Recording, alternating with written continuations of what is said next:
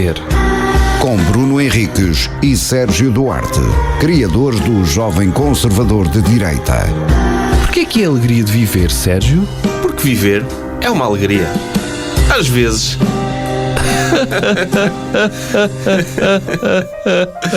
No ar, Bruno Henriques e Sérgio Duarte. Olá, muito boa tarde, bem-vindos a um episódio muito especial de Alegria de Viver. Primeiro porque, para quem está a ouvir em direto, está a decorrer um domingo, sim, é verdade, estamos em direto a um domingo. Por outro lado, devemos ter connosco, se calhar, o convidado mais famoso que tivemos cá. O segundo. Tivemos Vocês estão com dúvidas? Eu estava com dúvidas porque eu não me lembro de todos. Mas provavelmente é o convidado vocês mais não se famoso. lembram de todos porque os outros não tinham qualquer interesse. Se calhar é disso, Rui. É mais famoso para ti, se calhar. E para ti não? Então, Gel, por exemplo. Não sei. Consideras o Gel mais famoso do que tu, Rui Zinc, que é o nosso convidado? Quem é o Gel? Era mesmo para Pronto, ofender. era isso. Não, temos também o Joca. Tu sabes quem é o Joca? Conheço, claro, sim. Obviamente. Toda a gente conhece o Joca. Ok. Agora o Gel. Mas temos connosco então o Rui Zinc, que fez questão, não fomos nós que o convidámos, mas ele fez questão de vir cá. Ele pediu muito. Ele diz que queria muito ir à Alegria de Viver, gravar ao Ovar. Mas não veio de propósito, porque ele está, quem quiser assistir, e quem está a ouvir em direto, quem quiser assistir a uma conversa com o Rui Zinc e outros autores, ele está na Feira do Livro de São João da Madeira, hoje às 5:30 da tarde. É isso, Rui? Com Disse a Isabela Figueiredo e com a Ana. Eu estava a diminuir. Eu disse Rui Zinc e outros autores, sim, e etc.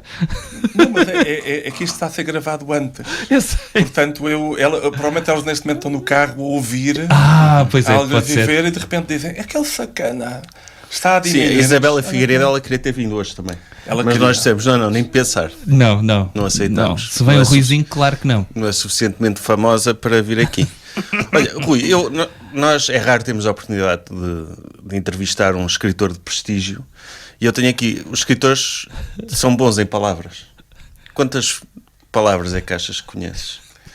Eu acho que conheço 36 palavras. Quais? 36. Quais?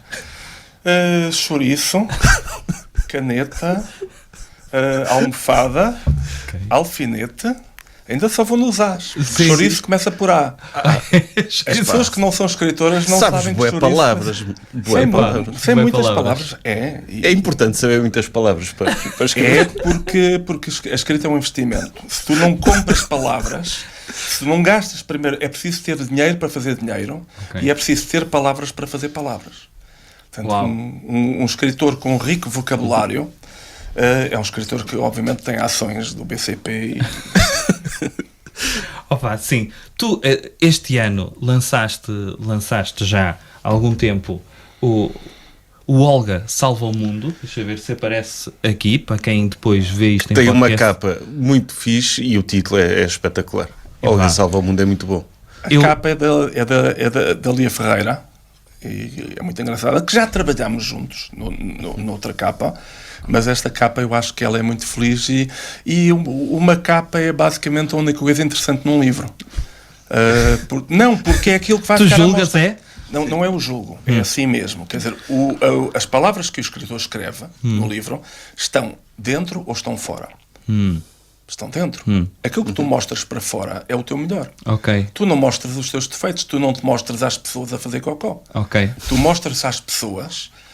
no teu melhor, mostras às pessoas com uma medida de camisa, como tens agora. Portanto, é isto. E então é simples. Por que razão é que é a capa que está por fora e não o texto? Porque a capa é o melhor que o livro tem. Ok. Eu já me aconteceu, olha, eu disse-vos no caminho para cá que de manhã fui à Feira do Velho, a Espinho, e tinha lá um ou outro livro que eu até queria comprar, mas pensei, esta edição é feia. Hei de comprar noutra que eu sei que a capa é mais bonita. E fiz o julgamento pela capa, estás a ver? Ora, está assim, é isso mesmo. Isso acontece. Olha, eu disse-te no carro e digo outra vez, quero dizê-lo em público, é maravilhoso este livro. Deu muito prazer. Tu lidas bem com elogios? Não. Ok, eu percebi. A cara dele olhou para mim logo. Pá, mas vais ter de gramar porque escreveste uma coisa que é muito boa e deu-me esperança no mundo. porque no fundo é um fresco, posso dizer um fresco, costuma-se dizer um fresco. É um fresco de certa forma dos tempos atuais, diria que de radicalismos, de turbas. No entanto, há aqui um live de esperança. Posso dizer live também? Podes dizer, uma bonita palavra. Ok. Podes dizer live, podes dizer goiva. É uma palavra parecida, porque ambas burilam. Burilam afinal alma. sabes mais de essas palavras. Mas deu-me muito prazer ao ponto de eu não conseguir largar o livro. Eu li o livro em 2 dias, ok? Só para... Se calhar, se não tivesse dormido, lia num dia. Não, eu não li o livro. Eu não li o livro ainda. Mas é um thriller, é o quê? É uma investigação. Mas está aqui o autor, se quiseres responder pelo autor. Mas estás a chamar pedófilo ao autor. Mas se calhar o autor não sabe sobre o que é o livro, porque a partir do momento em que ele o publica, o livro é dos leitores. Sim. Mas o livro é dos leitores, mas os direitos de autor continuam a ser meus. Aqui o respeitinho é muito bonito. Mas eu agora falaste no thriller, eu só pensei thriller, I see a thriller. E a fazer aquela coisa andar para trás com os pés. Isto dá, não dá? Eu estou a ver, é isto. Mas é engraçado porque a capa, imagino que seja uma senhora chamada Olga, que é tipo super-herói, porque ela está a voar em posição de super-homem, mas é uma senhora. Ok. Isso é engraçado, essa... Acho que vais gostar de ler o livro. Sim. Pronto. Acho que vais revelar alguma coisa.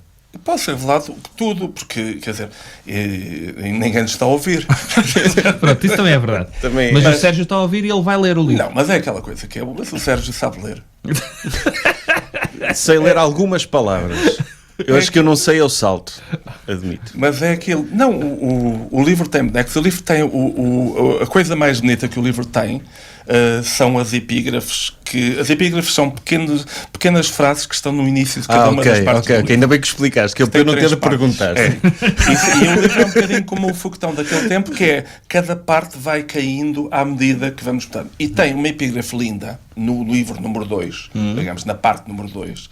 Quer dizer, o livro divide-se em 3 partes e escritores menores, pobres em palavras, chamam parte a cada parte. Mas os escritores que têm um sentido bíblico da vida chamam um livro. Este é um livro que tem o primeiro livro, o segundo livro e o terceiro livro. E a epígrafe do segundo livro é uma epígrafe verdadeira que diz sempre "Hey, pedo guy", apenas.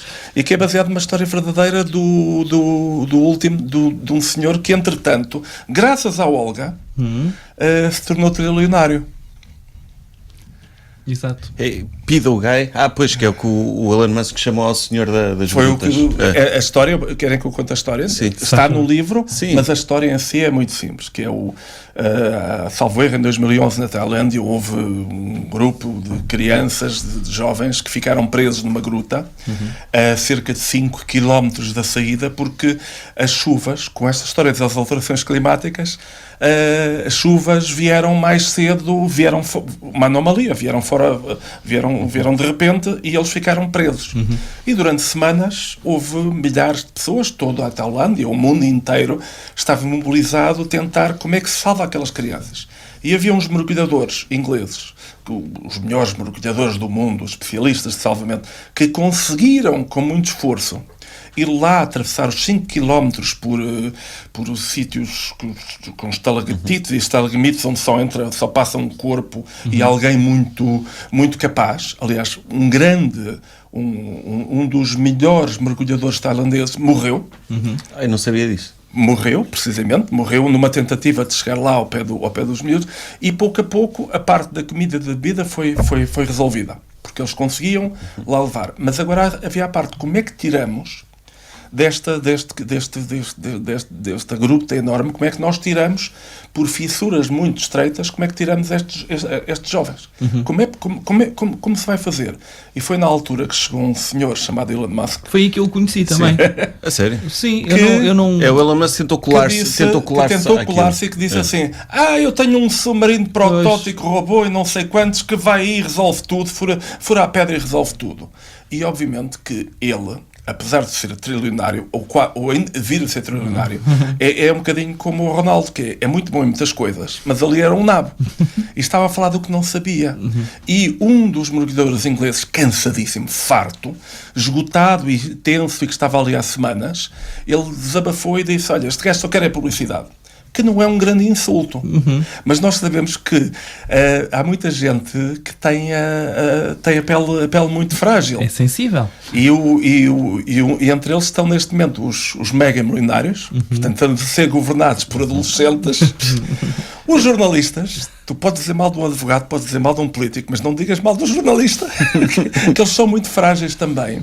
E há gente muito suscetível, que se ofende facilmente, a malta do Bloco de Esquerda, os tipos do LIVRE, que são insuportáveis. Portanto, há uma série de gente... Não! A malta da Iniciativa Liberal e do CDS podem ser um bocadinho mais parvos, mas são melhor boca. Não é bem a nossa experiência, por acaso. Pois, não. Opa, está bem, mas não é a vossa, mas é a minha. Sim, okay. Pois é, Mas isso. o problema é que vocês não têm a fama de ser bons à porrada, eu tenho. Ajuda muito o respeitinho as pessoas terem algum medo físico de nós. Mas então, a reação do Elon Musk foi, em vez do outro tinha atirado, este gajo quer a publicidade, e então reagiu como aqueles adolescentes picados e escreveu na rede social da qual viria a ser dono: olá, o pedófilo. Sim.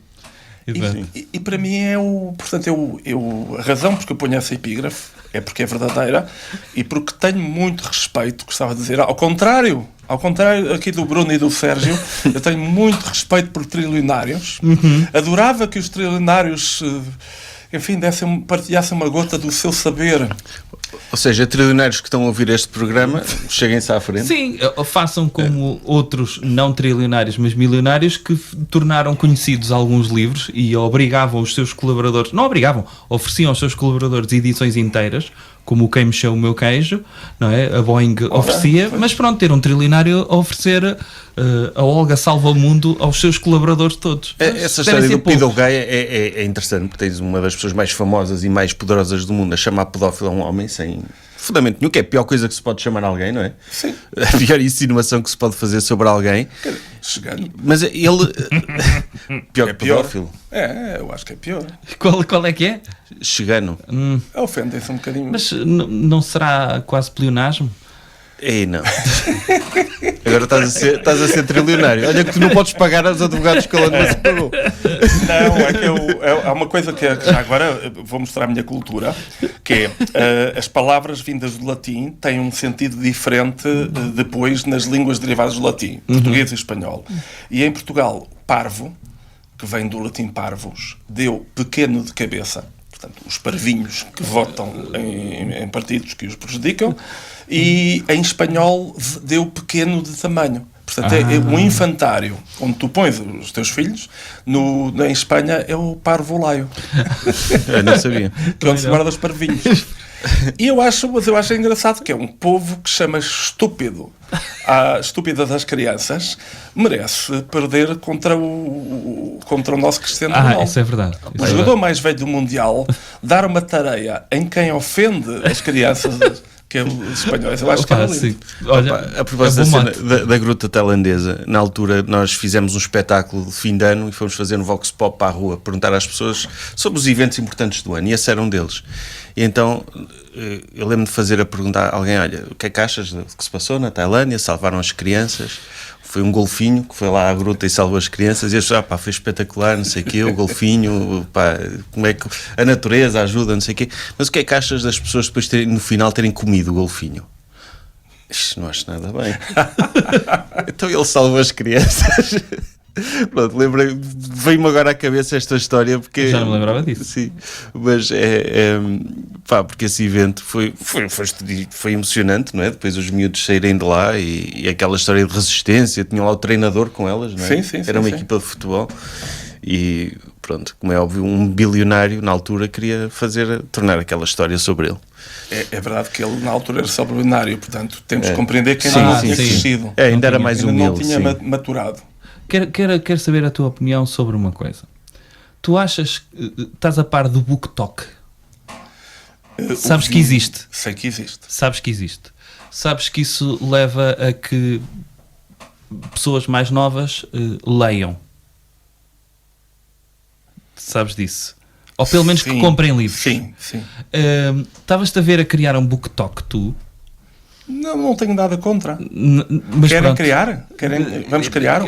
Não estou a dizer contra, estou a dizer de repente isso tem tornado, vou dizer, famoso alguns escritores, algumas escritoras, algumas delas como a Colleen Hoover, não é?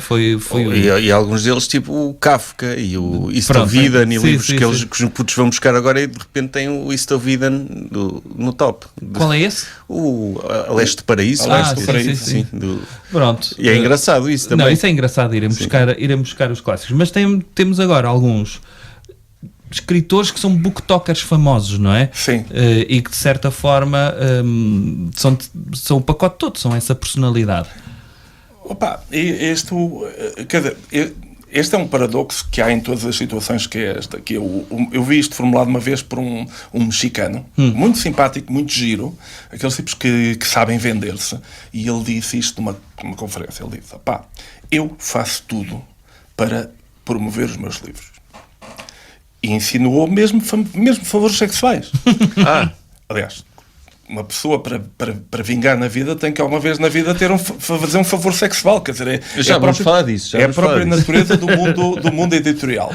Mas ele disse, eu faço tudo. Um bocadinho citando a Julia Roberts, eu faço tudo, e o Richard Gere no Pretty Woman, eu faço tudo menos beijar. Na boca. E era giro porque a Julia Roberts ali estava a insinuar que a posição 63, mais um não sei quantos, tudo isso eram coisas que se podiam fazer profissionalmente. Agora o beijar é uma coisa íntima onde estava a nossa alma. E o próprio Richard Gere, que era um tubarão da finança, ele dizia, também faço tudo menos beijar. E o filme tem essa ilusão poética de que, enfim, é uma o resto é impessoal. Mas tem isso engraçado. E eu acredito um bocadinho nisto. Gostei deste mexicano, porque é um bocadinho aquilo que é...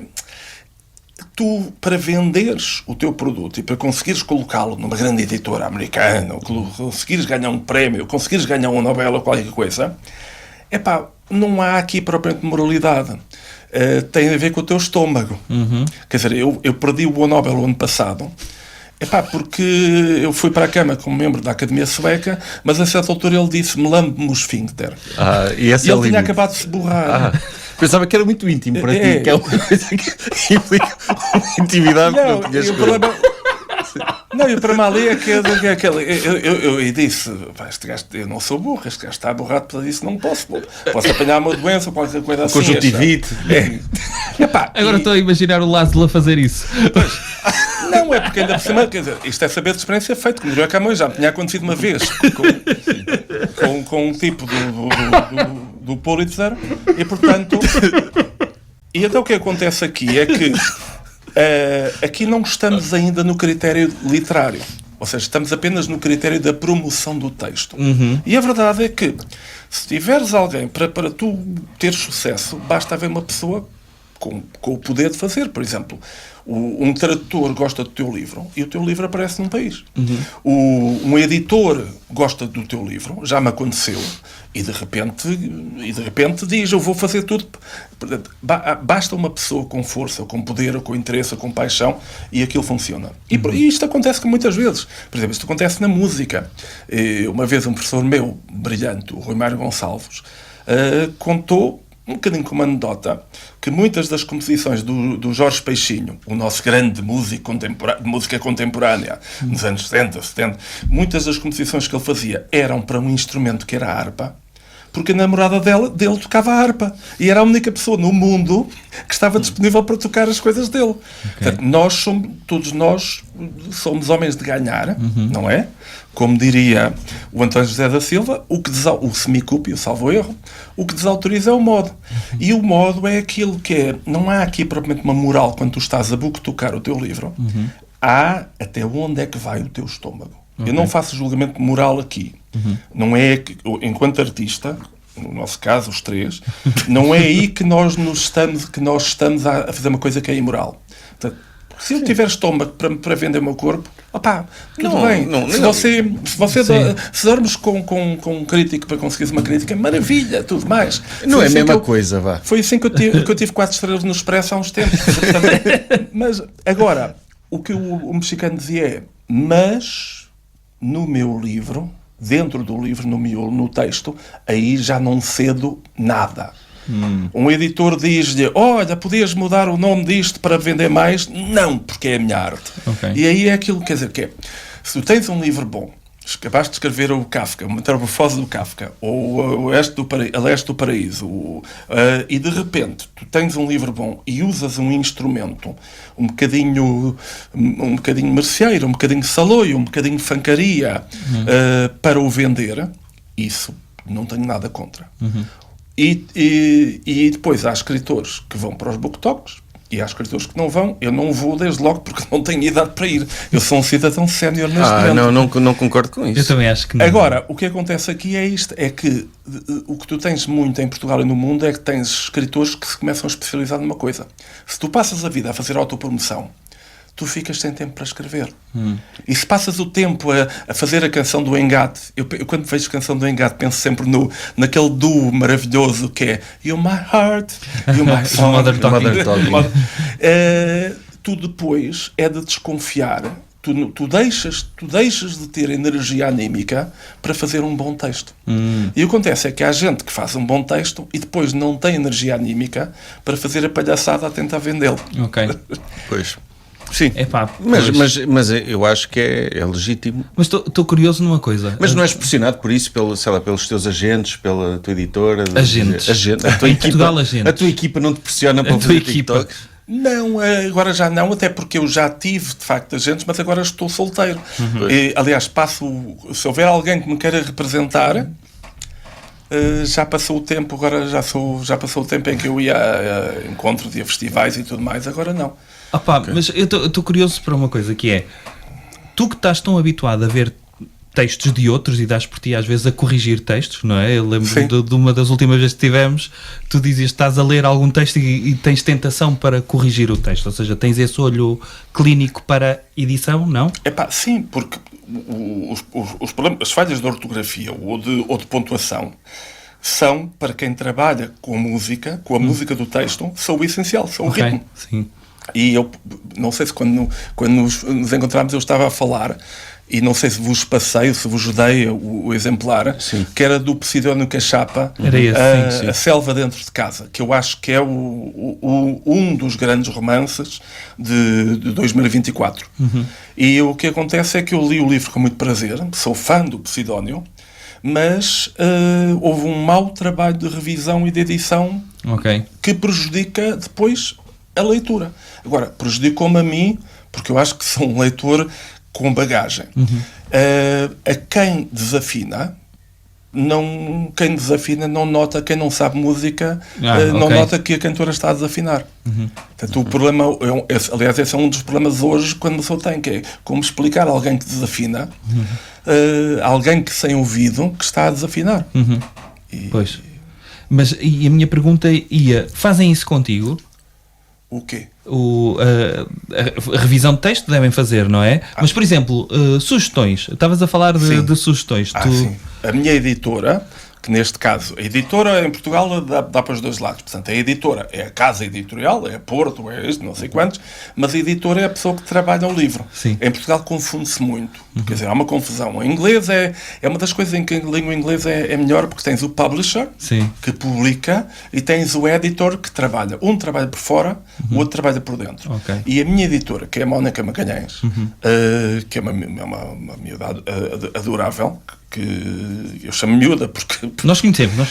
Sim. A Mónica fez, portanto, já tinha trabalhado comigo no Manual Bom Fascista, que vossos Mercedes apresentaram garbosamente na FNAC Chiada em Lisboa, e até houve um encontro muito bonito ali no Arco Camões, enfim, com o André e com essas coisas antes todas. de ele ser deputado, que é curioso. Foi, aliás, graças a nós, contribuímos, quer dizer, Mas se tivéssemos dado uma chapada na altura e ele ganhasse na mesma, íamos sentir-nos culpados. Não, mas o que eu me lembro é de vocês terem de ter um autógrafo. Foi. Não, foi ele que vos foi pedir um autógrafo.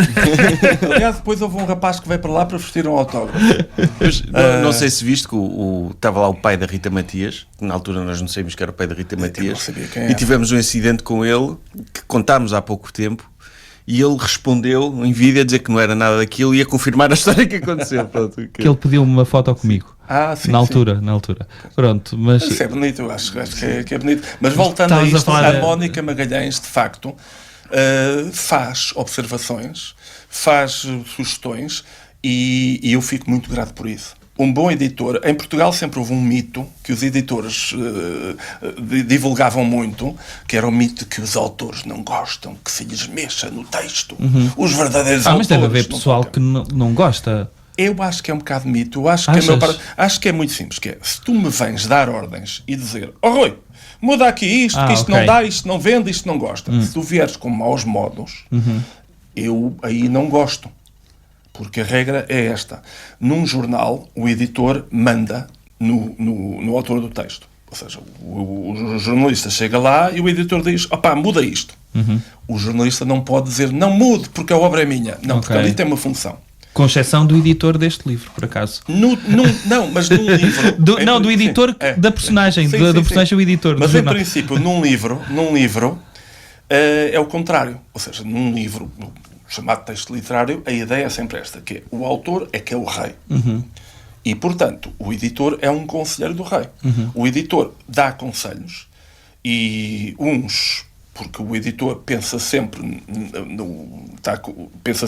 está com um olho no burro e um olho no chegano, e, portanto, o editor pensa na vendas.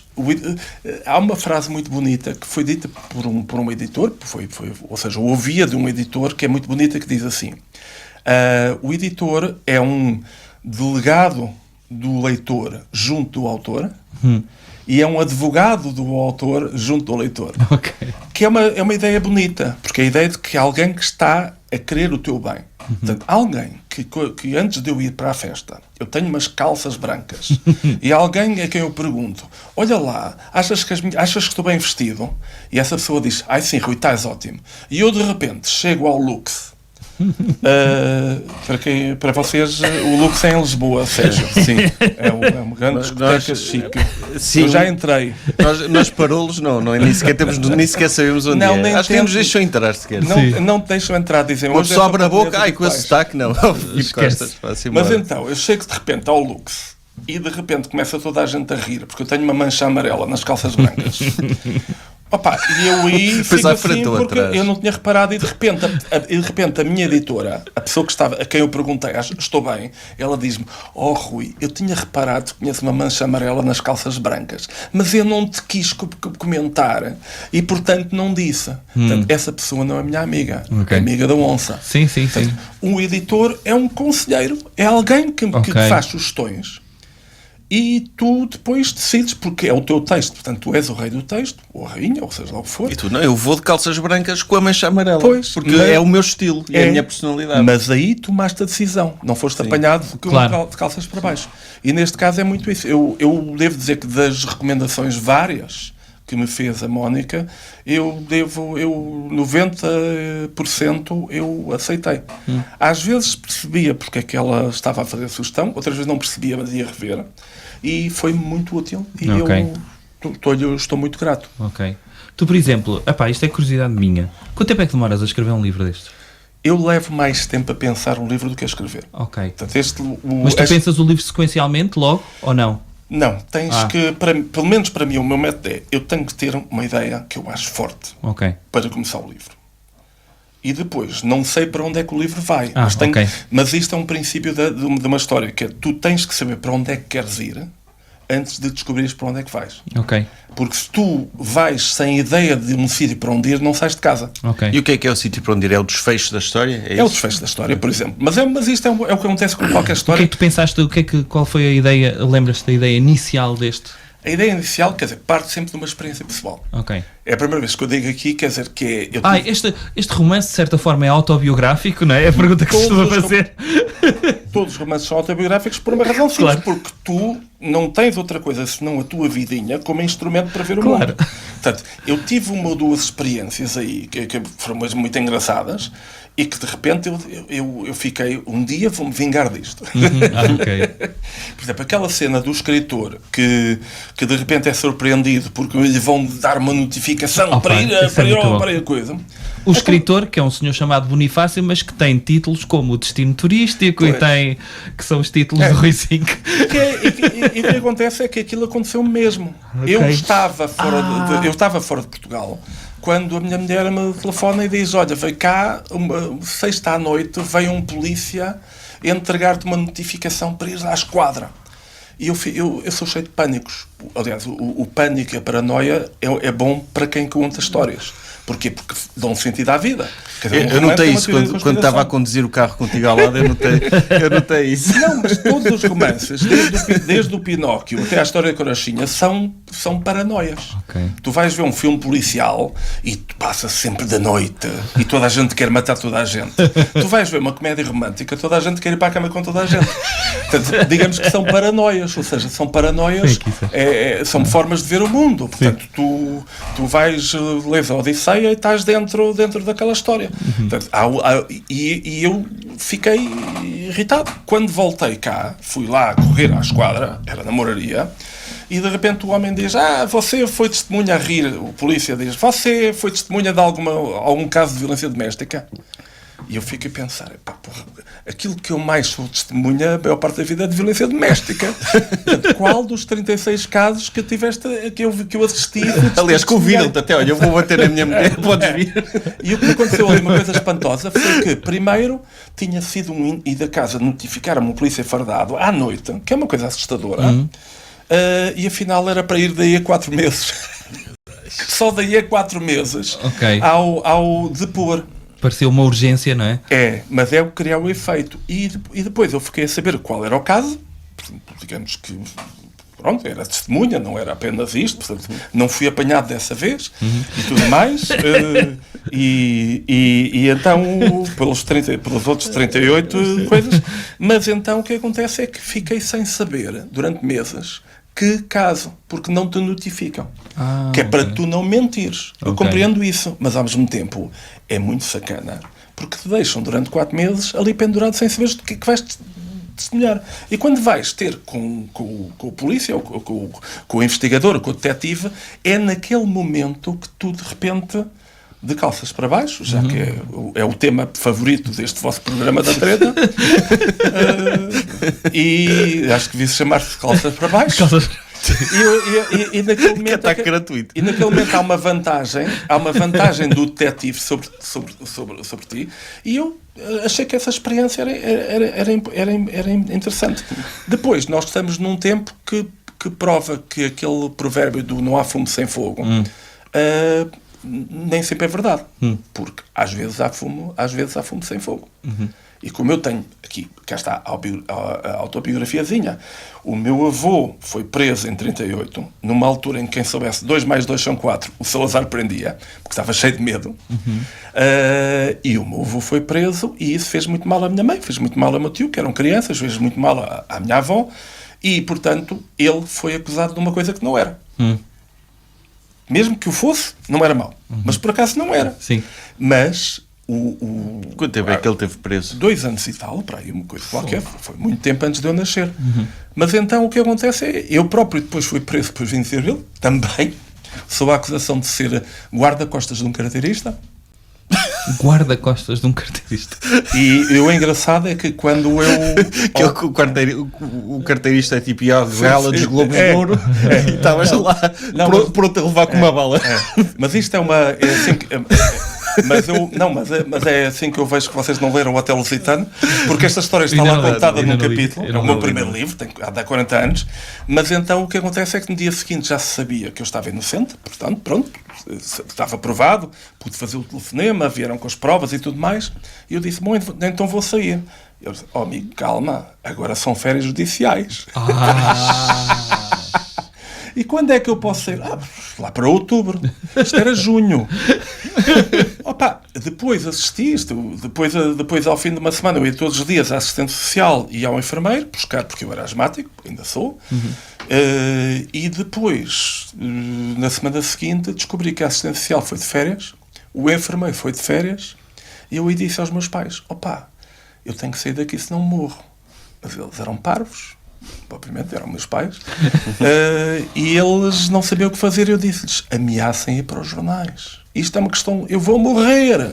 Ou seja, não sei se exagerei ou não, porque não morri, mas finalmente eles disseram, olha, nós vamos falar para os jornais, e aí encontrou-se uma solução. Mas ainda estive lá quase 15 dias. Pô, mas porquê que te acusaram disso? Que tal deixar a história para outra altura? Porque senão come muito tempo. Sim, não sei quanto tempo é que... Então, até porque eu tenho uma história queres contar uma coisa? É que temos, ele quer-te perguntar uma coisa. porque nós, no outro programa que temos, surgiu numa história real, neste caso contada pelo carniceiro de Fortaleza. Ele estava a gerir sim. O carniceiro de Fortaleza, que matou portugueses. o Luís Miguel Militão. Sim. Que ele estava a gerir a determinada altura o bar de praia dele e decidiu fazer umas noites gays, contratou um stripper, o stripper não foi e arranjaram um gajo lá qualquer que estava no bar para ser ele substituir o stripper. Foi um fiasco porque ele não tinha formação, não era bom naquilo, pronto. E nós mencionámos que conhecíamos um escritor prestigiado a quem aconteceu algo do género, que também era preciso um stripper de última hora e ele chegou-se à frente. Não era foi por falta de concorrentes num concurso. Era diferente, não era bem um stripper. Não havia um strip, havia um concurso para o qual faltaram participantes. E nós não mencionamos que era o escritor, porque podíamos comprometer a carreira dele Então, vamos falar assim, vamos falar de uma forma discreta. Sim. Tu conheces esse escritor? Eu sim. conheço esse amigo. É um amigo meu, portanto, Sim. é simples que é um amigo meu. Ele tem um apelido estrangeiro, não é? Tem um apelido estrangeiro, tem um apelido parecido com metal.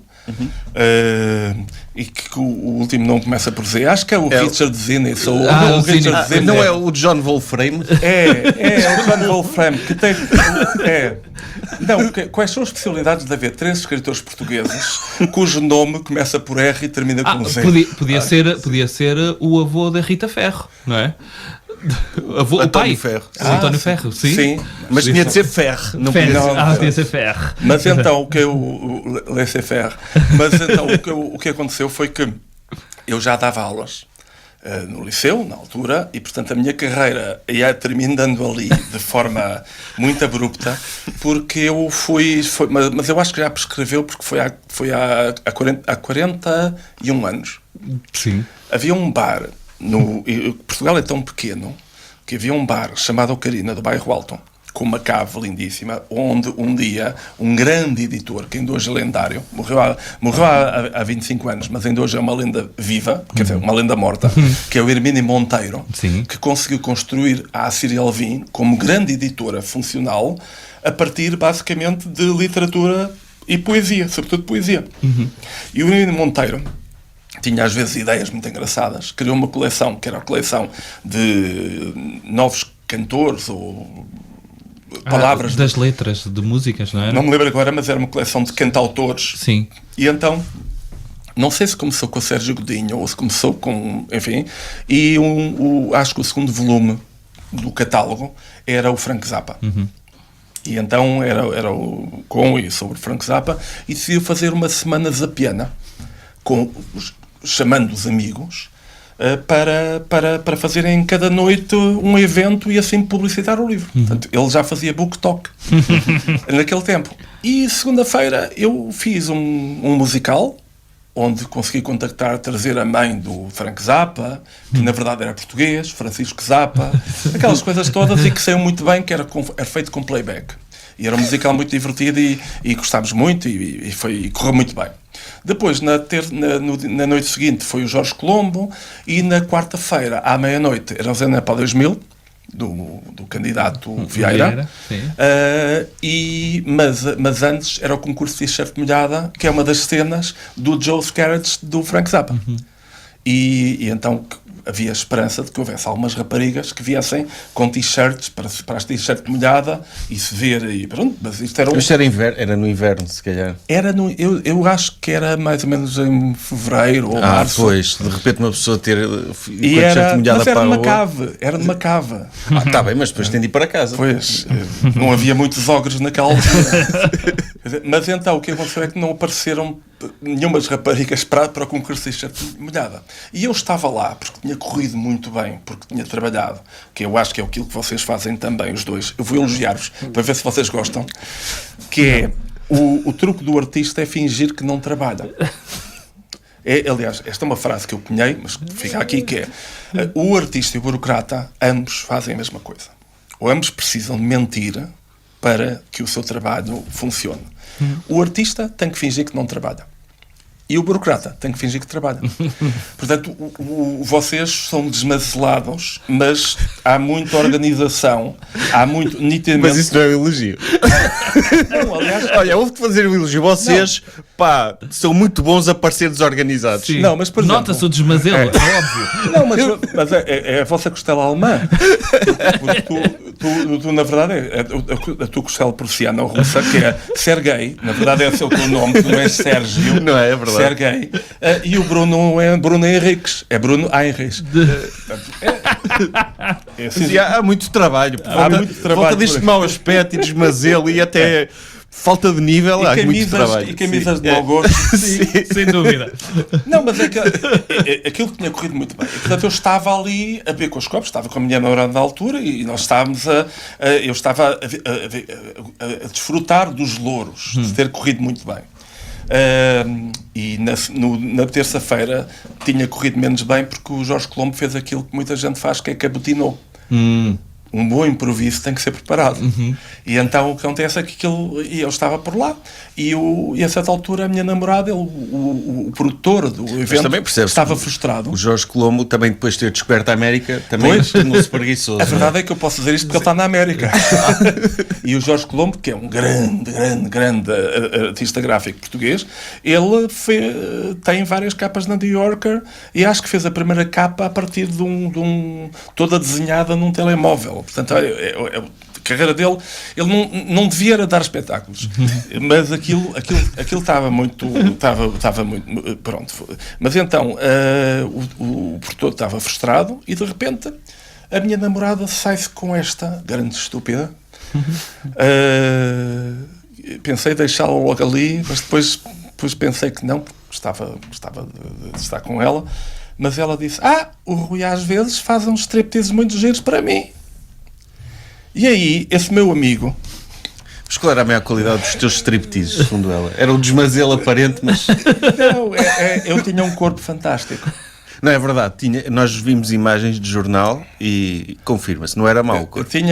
Eu era aquela coisa, eu era um bom livro. Ou seja, a capa já era boa, mas quando tirava a capa, elas ficavam... Não, é porque eu sou um falso gordo, como aos falsos magros. Agora sou um verdadeiro gordo, já tenho estatuto para isso. Mas na altura eu tinha uma cara um bocadinho trombone, um bocadinho de bebé chorão, mas quando eu tirava a camisa era um Adonis. Adonis é uma imagem culta, Sérgio. Eu não sei o que é, mas pelo contexto acho que percebi. Chego lá. Era um Brad Pitt antes do Brad Pitt. E então... já percebi. Ok, já percebi. O que acontece essa referência já. O que acontece é que eu disse, o gajo disse, vai lá, isso é que era giro, não sei quantos. Os instrumentos do Zenda para 2000 já lá estavam. E na altura, o candidato Vieira, o Manuel João Vieira, tocava cavaquinho. E tinha lá já o cavaquinho, que é muito parecido, a caixa do cavaquinho é como a caixa de um violino. Nem sei se é igual, se é a mesma.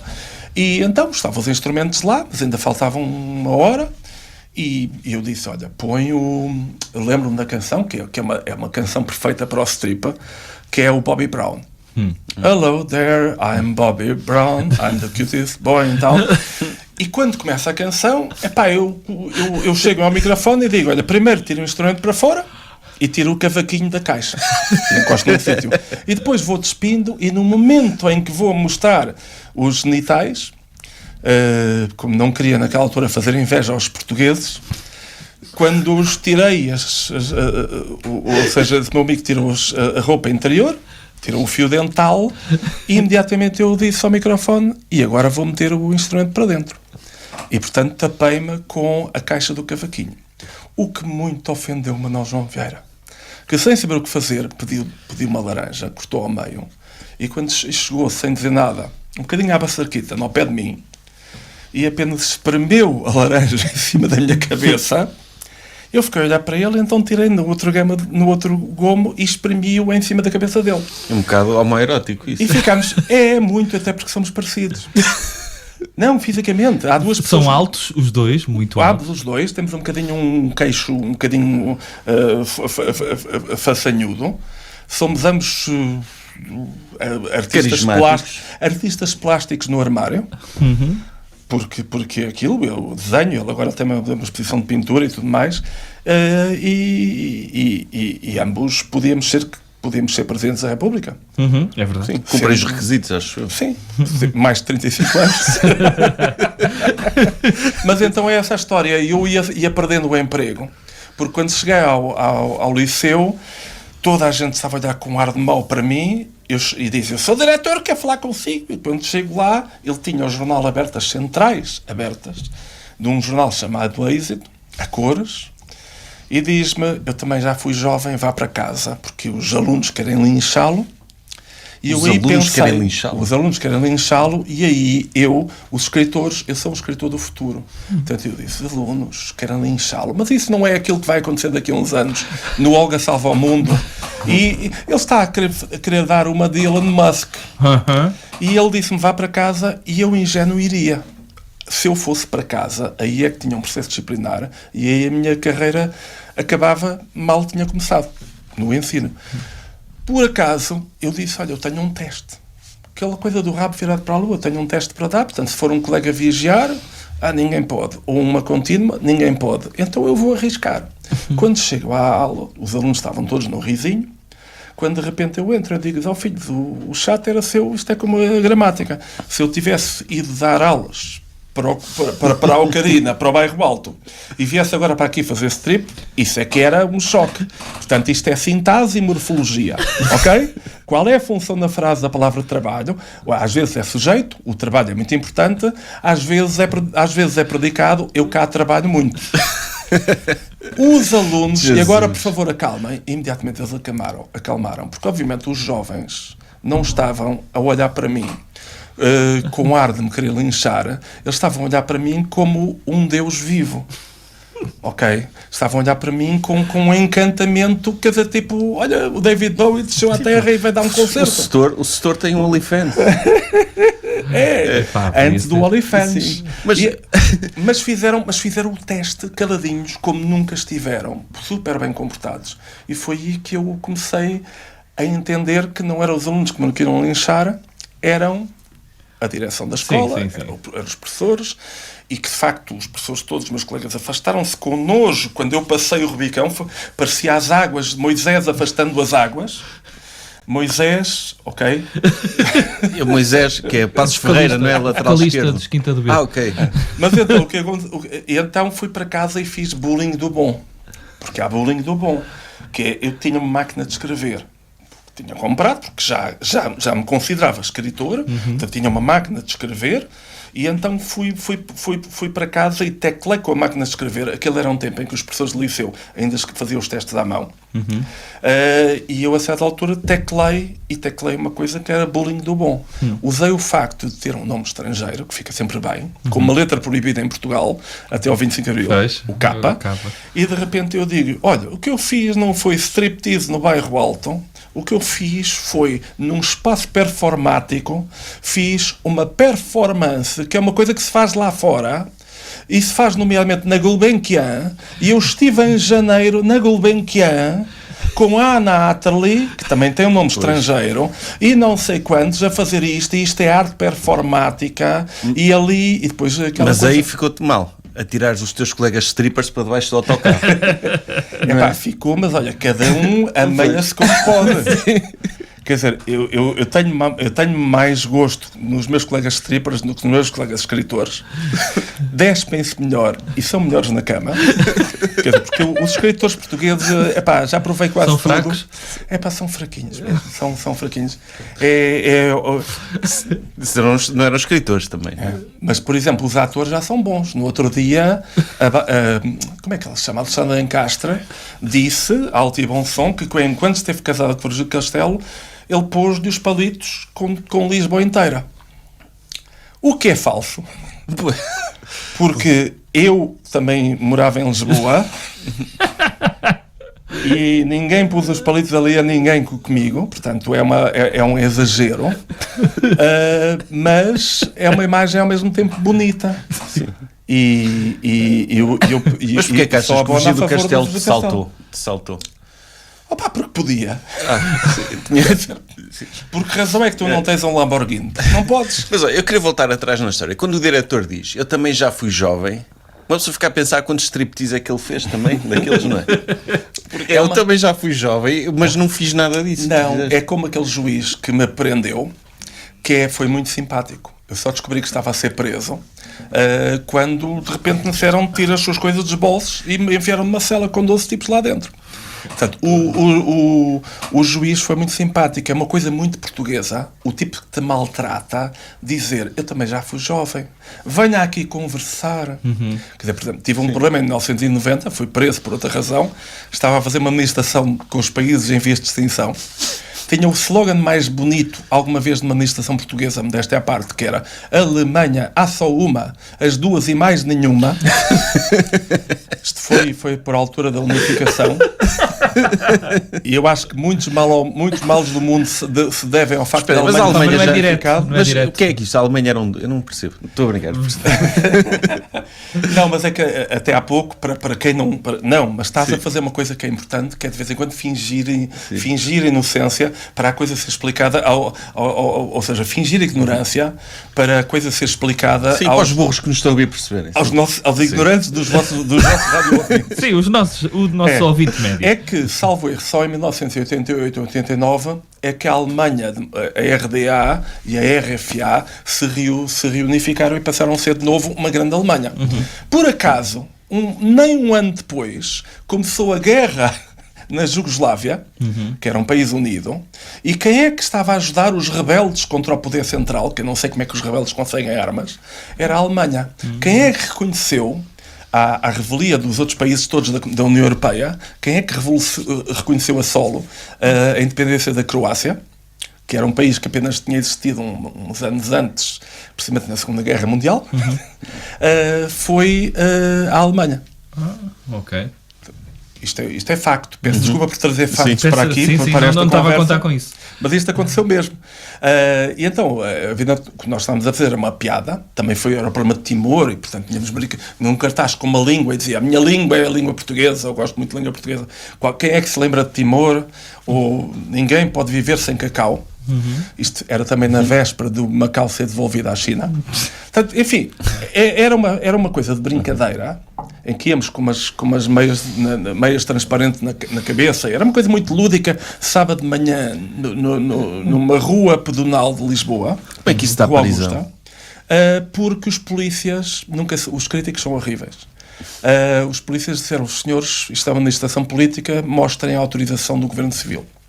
E eu tentei argumentar, Sr. Guarda, isto não é uma manifestação política, é um espetáculo, portanto não precisamos de autorização.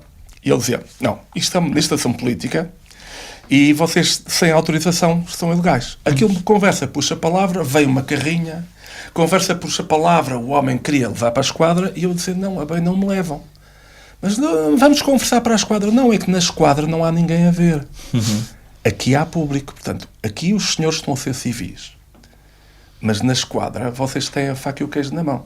E tanto que depois dali da esquadra fomos recambiados para o Governo Civil, que na altura tinha calabouços, e obviamente nós não íamos ser condenados a nada, mas ninguém nos tirava aqueles 2 dias. A vingança da polícia naquele tempo, hoje já não, graças a Deus, tirando a esquadra do rato, a grande vingança era, sabemos que a acusação não cola, mas estes dias aí a mochar, estes dias não passa sem eles. Portanto, como isto era um sábado de manhã, íamos ficar lá até a segunda. E safámos porque uma moça que estava na estação, que foi também presa, fomos 3, ela conseguiu convencê-los de que o pai era amigo de Mário Soares. Opa, muito bom. Epá. E depois lá nos levaram ao juiz de instrução, que não havia, mas afinal havia. Que este é um clássico. Eu lamento, mas não há. Eu lamento, mas o telefone não atendeu o telefone. Aquelas coisas todas de filme americano. Tenho direito ao meu telefonema e o telefone está sempre ocupado. Para o qual ligaram. Mas então, o que acontece aqui é isto. É a ideia sempre de que a crítica tem sempre razão. Não podem ser contestados. E a ideia de que... tu tens às vezes que ter um bocado de sorte. Portanto, houve vários momentos da minha vida em que a minha carreira ia sendo destruída por situações destas e até hoje tive sempre sorte. Portanto, agora tenho medo dos próximos 2 anos, faltam-me 2 anos para a reforma, e agora vai ser eu vou andar a pisar ovos durante estes 2 anos. Porque tu seres destroçada em 2 dias, em 2 momentos, não depende da gravidade do que fizeste, depende de quem bota a boca no trombone gostar de ti ou não. Pois. Sim. Portanto, E depois o impacto que isso tem público, não é? Depende. Ali com o Stall Strip, a carta batida à máquina, datilografada, máquina manual, aquela carta que eu fui entregar logo a correr, 3 horas depois, lá no liceu, matou o assunto. Assunto que não teria sido morto se tivessem encontrado uma ligação em que aquilo que eu tinha feito no Bairro Alto tinha prejudicado a minha atividade profissional. Portanto, provavelmente estaria agora como vocês a fazer programas de rádio que ninguém ouve. Mas se isso tivesse acontecido hoje em dia com as redes sociais, achas que ia ser mais grave ou menos grave? Depende. Porque o jornal na altura sequer tinha mais peso a aparecer no jornal do que um vídeo que amanhã depois já ninguém vê, não é? Sim, depende. Quer dizer, Deixa-me só avisar que falta 1 minuto para terminarmos. Ok, então, olha... Fica para a próxima. Não, eu vou revelar-vos agora o segredo da vida. Mas já não há tempo. Pois. Caraca. Olha, no próximo... Não falassem tanto. Da próxima vez conto. Não, vocês prejudicam os vossos ouvintes. Isso é verdade. Porque eu ia... Se nós não nos calamos, por acaso... E vocês querem dicas sobre os números de Totoloto para amanhã? Só favor. Então, olhem, começa por...